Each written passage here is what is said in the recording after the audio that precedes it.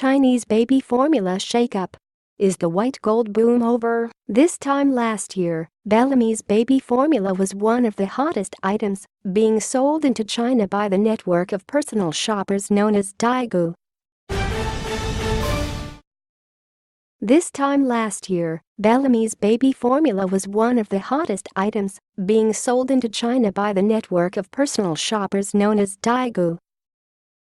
The company was also a share market darling, thanks to its popularity with Chinese parents willing to pay a premium for the organic, Tasmanian-made product, in such high demand that supermarket shelves in Sydney and Melbourne were cleared of stock to be shipped overseas. But all that changed abruptly when Bellamy's announced that its profit guidelines had been too optimistic. Despite more than doubling its year-on-year sales for Chinese online shopping event Singles Day on November 11, the $93 million worth of revenue fell short of expectations, Managing Director Laura McBain confessed in a market update on Friday. Investors responded by dumping Bellamy's stocks, wiping 45% off the share price on Monday. It came after Ms. McBain and Chairman Rob Woolley sold off a combined $5 million worth of company shares in August.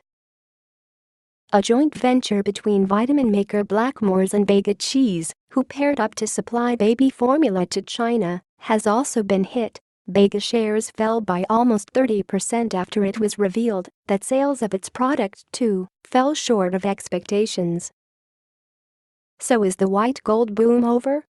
Has the Chinese fad for clean and green Australian products finally come to an end? Fickle world of the daigou. Bellamy's performance on Singles Day, Alibaba's 24-hour online shopping festival, is only part of the picture, said marketing expert Ben Sund of Think China.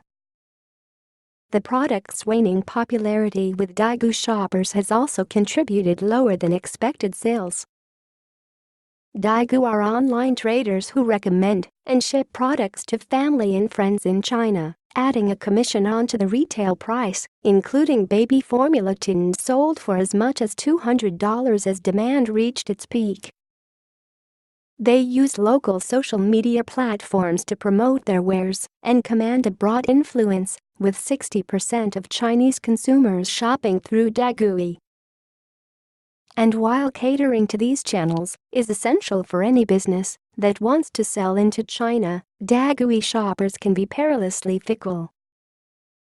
With zero brand loyalty and no obligation to companies like Bellamy's, daigou are drawn to products that are not just in high demand, but which they can on-sell at a hefty profit. You need to understand the dynamic of this model, Mr. Sun said. For daigou, it is demand and margin-driven. He said the private sellers were now favoring A2 and optimal baby formula, which could be sold at a premium because stocks were running low. Daigou margins had been hit across a number of health and supplement products, he said, as producers and distributors entered the Chinese market through traditional channels, making their stock available for cheaper on supermarket shelves.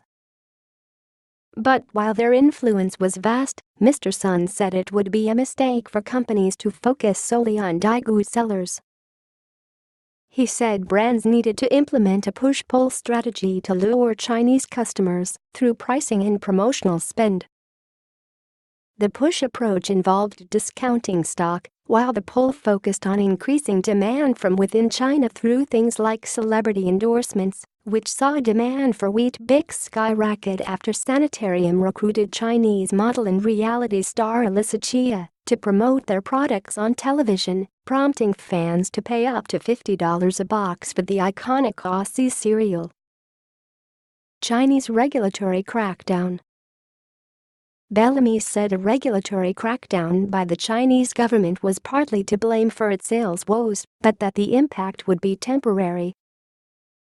Chinese authorities tightened regulations of baby formula imports in October in a bid to increase safety standards and minimize the risk of contamination. Just 9 importers will be accredited under the new system, which will give local brands a stronger position in the market.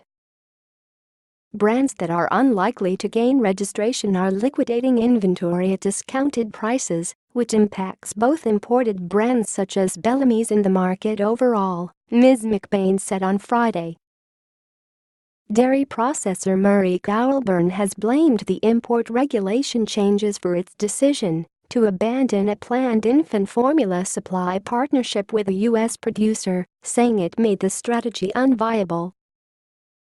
But Bellamy's insists it is well placed to come out on the other side of the crackdown, which would allow it to expand its reach in China once accredited. The opportunity for Bellamy's in China remains vast, Ms. McBain said.